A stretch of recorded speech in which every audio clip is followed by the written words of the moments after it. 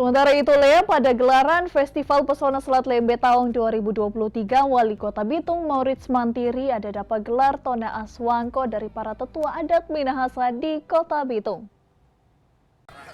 Di gelaran Festival Pesona Selat Lembe tahun 2023 pada agenda Carnaval Culture Minahasa, Wali Kota Bitung Maurits Mantiri mendapat gelar adat Minahasa sebagai Tona Aswangko Wanua Bitung.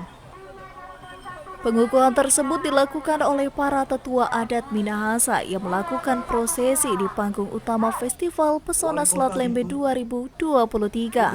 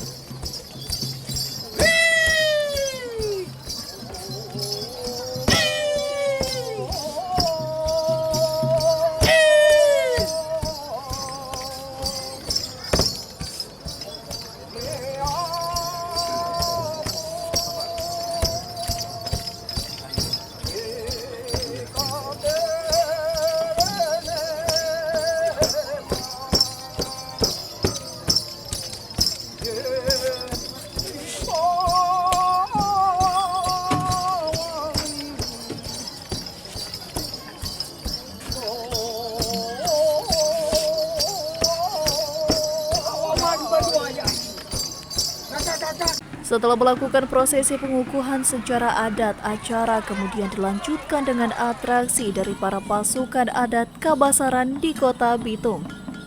Eka Putra, Kawanua TV.